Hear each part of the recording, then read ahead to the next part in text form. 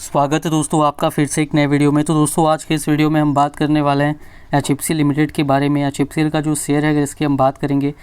तो आज की डेट में यहाँ पर स्टॉक में अच्छी तेज़ी देखने को मिल रही है। स्टॉक में यहाँ पर तेज़ी क्यों है इसके बारे में इस वीडियो में हम बात करने वाले हैं, और अब आगे यहाँ से क्या हो सकता है इसके बारे में भी हम बात करेंगे।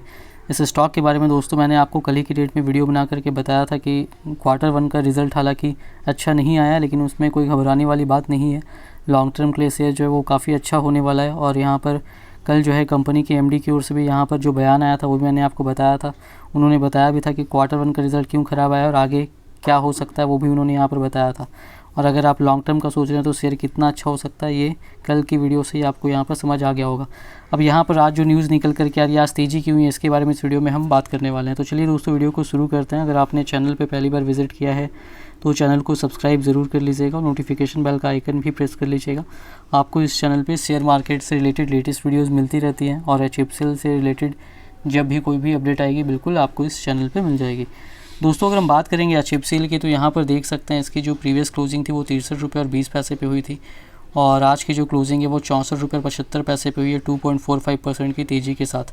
यहाँ पर अगर हम बात करेंगे इस स्टॉक की तो इसकी जो ओपनिंग हुई थी वो 63 रुपये पे हुई थी, और अगर हम बात करेंगे इसके गिरावट की तो यहाँ पर जो लो बनाया था स्टॉक ने 62 रुपये और 65 पैसे तक का बनाया, और हाई फिर यहाँ पर स्टॉक ने 67 रुपये और 60 पैसे तक का बनाया था। यानी कि जो स्टॉक का रेसिस्टेंस लेवल 68 रुपये का स्टॉक ने लगभग वहाँ पर जो है टच कर ही दिया था, और उसके बाद यहाँ पर उसको रेसिस्टेंस फेस करना पड़ा और फिर यहाँ से स्टॉक में गिरावट देखने को मिली है। तो यहाँ पर दोस्तों यही मैं आपको बताया था कि स्टॉक जो है ये गिरा था नीचे के लेवल पर, लेकिन वो ख़रीदने का मौका था।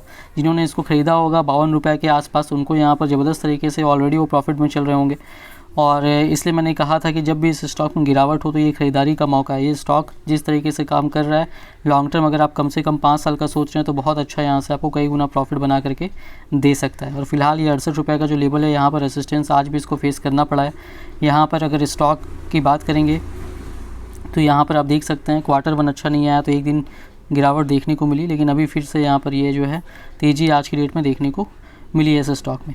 अब यहाँ पर अगर हम बात करेंगे इसके वॉल्यूम की तो देख सकते हैं वॉल्यूम इसमें ज़बरदस्त तरीके से होता हुआ नज़र आ रहा है।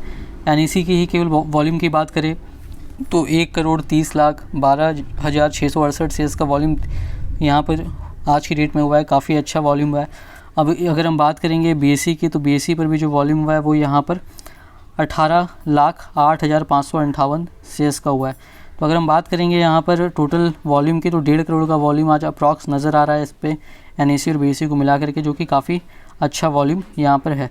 अब देखिए जो न्यूज़ निकल कर के आ रही है उसकी तरफ बढ़ते हैं। ये न्यूज़ दोस्तों निकल कर के आ रही है आज ही की डेट में। 5G auctions to kick off today, Reliance Jio expected to be biggest bidder. 5G का जो ऑक्शन है स्पेक्ट्रम की नीलामी वो यहाँ पर आज शुरू होने वाली है, और शुरू हो चुकी है, चल भी रही है। और यहाँ पर जो है रिलायंस जियो जो है वो यहाँ पर सबसे बड़ा बिडर बनकर उभरने वाला ऐसा एक्सपेक्ट किया जा रहा है। आगे अगर हम पूरी न्यूज़ देखेंगे तो यहाँ पर देखिए क्या बताया जा रहा है। इंडिया जो है, इंडिया में पहली बार 5G स्पेक्ट्रम की नीलामी हो रही है, जो कि आज यहाँ पर शुरू हुई है। 72 गीगाहर्ट्ज़ ऑफ एयरवेव्स की यहाँ पर जो नीलामी हो रही है 10 बैंड्स के अंतर्गत यहाँ पर नीलामी होगी, और 4.3 लाख करोड़ का टोटल जो स्पेक्ट्रम है उसका बेस प्राइस इतने लाख करोड़ रुपए का है यहाँ पर। और इसमें जो मेनली टेलीकॉम कंपनियाँ यहाँ पर बिडिंग करने वाली है रिलायंस जियो, भारती एयरटेल, वोडाफोन आइडिया और Adani data networks. Adani data networks हालांकि कैप्टिव यूज़ के लिए कर रही है। और यहाँ पर अगर हम बात करेंगे तो रिलायंस जियो जो है वो सबसे बड़ा यहाँ पर जो है बिडर निकल करके आने वाला है, ऐसा यहाँ पर एक्सपर्ट्स का कहना है। इसके बाद सेकंड पे भारती एयरटेल होगा, इसके बाद वोडाफोन आइडिया होगा, जो कि केवल अपने कुछ 17 प्रायोरिटी मार्केट है वहाँ के बैंड्स के लिए नीलामी में भाग लेगा। और फिर अडानी जो है वो थोड़ा स्पेक्ट्रम यहाँ पर खरीदेगा केवल अपने कुछ शहरों में जो उनका कैप्टिव नेटवर्क है उसके इस्तेमाल के लिए। और मोस्टली यहाँ पर जो होने वाला है लो बैंड एयरवेव्स की बात करेंगे तो ये जो है यहाँ पर ये लो बैंड्स एयरवेव्स हैं। मिड बैंड या सी बैंड कहें तो इसमें यहाँ पर ये रहने वाला है, और हाई बैंड में 26 गीगाहर्ट्ज़ रहने वाला है। तो इनकी यहाँ पर नीलामी होने वाली है। और पेमेंट जो है टेलीकॉम कंपनियों को करना है वो भी यहाँ पर आसान बनाया, उसका जो तरीका है वो भी सरकार की ओर से किया गया ताकि जो है बिडिंग यहाँ पर सक्सेसफुल होती हुई नज़र आए और टेलीकॉम कंपनियों को भी यहाँ पर जो है उनका भी फ़ायदा हो। अब यहाँ पर गवर्नमेंट ने जो टोटल रखा है रिज़र्व प्राइस वो 4.3 लाख करोड़ का स्पेक्ट्रम है, और इंडस्ट्री के जो एनालिस्ट हैं उनका यहाँ पर मानना है कि इतना तो है, लेकिन नीलामी इतने की नहीं होगी। नीलामी में यहाँ पर जो ख़रीदारी बोली लगेगी वो 1 to 1.2 लाख करोड़ तक की यहाँ पर लगने वाली है, और मेनली इसमें जियो और एयरटेल यहाँ पर लगाने वाले हैं।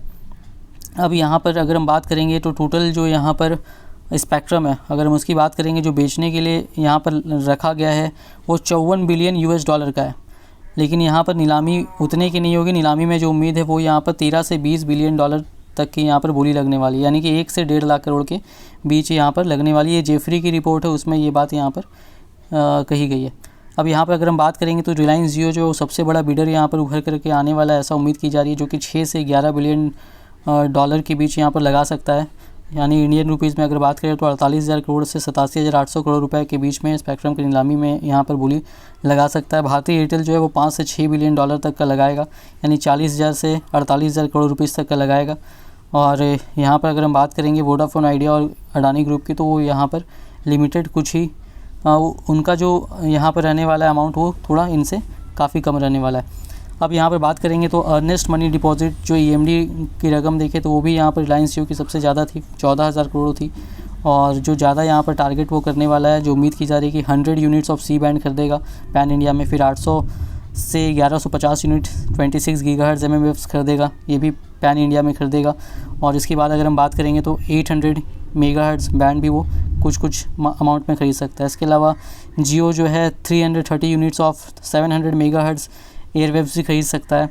और अगर ऐसा होता है 700 मेगाहर्ट्ज़ एयरवेव्स को खरीदता है तो ये पहली बार होगा इंडिया में। अभी तक ये बैंड बिका नहीं है कभी, पिछले 2 बार के प्रीवियस ऑक्शंस में ये जो है अनसोल्ड ही रह गया था, क्योंकि इसका जो बेस प्राइस है वो काफ़ी हाई है यहाँ पर। अब देखिए इंडिया की बात करेंगे तो इंडिया का जो सेकंड एयरटेल है वो भी यहाँ पर 100 यूनिट ऑफ सी बैंड खरीदेगा, फिर 800 से 1150 26 गीगाहर्ट्ज़ ये खरीदेगा। इसके अलावा यहाँ पर 900, 1800, 2300 मेगाहर्ट्ज़ बैंड्स खरीद सकता है। वोडाफोन आइडिया भी जो है वो यहाँ पर जो है सी बैंड के लिए तो जाएगा ही, और इसके अलावा 26 गीगाहर्ट्ज़ मेट्रो सिटीज़ के लिए खरीदेगा, और A&B सर्कल्स के लिए 900 से 1800 मेगाहर्ट्ज़ बैंड्स ये यहाँ पर मेनली ख़रीद सकता है। तो यहाँ पर ये सारी बातें यहाँ पर ये सारा जो एक्सपर्ट्स है, जो इंडस्ट्री के एक्सपर्ट हैं, उनकी ओर से ये सारी बातें यहाँ पर निकल करके आ रही है। और अडानी डेटा नेटवर्क जो है वो 26 गीगाहर्ट्ज़ का 100 यूनिट्स यहाँ पर खरीद सकता है, और वो जो है यहाँ पर उसका जो स्पेंडिंग होगा वो 1000 करोड़ के अंदर ही होगा। अब यहाँ पर ये न्यूज़ जो निकल कर के आ रही है कि आज स्पेक्ट्रम की नीलामी, इस वजह से यहाँ पर सेल्स में तेज़ी देखने को मिली है। और यहाँ पर अगर हम अभी स्पेक्ट्रम की नीलामी की अपडेट की बात करें तो यहाँ पर राउंड 3 जो है स्पेक्ट्रम का वो फ़िलहाल यहाँ पर चल रहा है, और ये CNBC TV18 की रिपोर्ट के हिसाब से है, अभी कुछ मिनट पहले ही आई है। और 26 गीगाहर्ट्ज़ जो है वो उस पर यहाँ पर जो है चारों पार्टिसिपेंट के द्वारा यहाँ पर इंटरेस्ट दिखाया गया है। इसके अलावा मिड बैंड जो है 3300 मेगाहर्ट्ज़ का, उस पर भी यहाँ पर 3 टेलीकॉम प्लेयर्स ने यहाँ पर जो है उस पर यहाँ पर जो है दिलचस्पी दिखाई है और यानी बोली लगाई है। और मिड बैंड और हाई बैंड जो है वो यहाँ पर स्पेक्ट्रम की का जब रोल आउट होगा उसके लिए यहाँ पर काफ़ी ज़रूरी है। और यहाँ पर जो है कुछ राउंड की और चलेगी नीलामी, और उसके बाद यहाँ पर नीलामी ख़त्म भी हो सकती है। तो ये अपडेट यहाँ पर निकल कर के आ रही है, और यहाँ पर इसी से समझ सकते हैं कि अब यहाँ पर स्पेक्ट्रम की नीलामी शुरू हो चुकी है। तो अब आने वाले टाइम में काफ़ी तेज़ी से काम होगा अगले 6 महीनों में रोल आउट को लेकर के। और जो आपको HFCL का रिवेन्यू और यहाँ पर प्रॉफिट डाउन होता हुआ नज़र आया है, वहाँ पर कॉस्ट बढ़ा है, और भी कई जियोपॉलिटिकल इश्यूज़ थे, सेमीकंडक्टर्स की भी कमी थी, और भी कई चैलेंजेस थे, उसकी वजह से Q2 से यहाँ पर इम्प्रूवमेंट होना शुरू हो जाएगा, जिसके चांसेस बताए जा रहे हैं। और अगर आप लॉन्ग टर्म सोच रहे हैं, अगर आपका यहाँ पर विज़न है 5 साल का, तब ये शेयर काफ़ी अच्छा हो सकता है, काफ़ी गुना आपको यहाँ पर प्रॉफिट बना करके दे सकता है। तो जिस भी लेवल पे लिया हुआ है आपने होल्ड कीजिए, और यहाँ पर नहीं लिया है लॉन्ग टर्म व्यू तो अभी भी इस प्राइस पे ले सकते हैं। इन्वेस्टमेंट करने के पहले अपना रिसर्च जरूर कीजिएगा। वीडियो पसंद आई तो वीडियो को लाइक कीजिएगा। चैनल पे पहली बार विजिट किया तो चैनल को सब्सक्राइब ज़रूर कर लीजिएगा।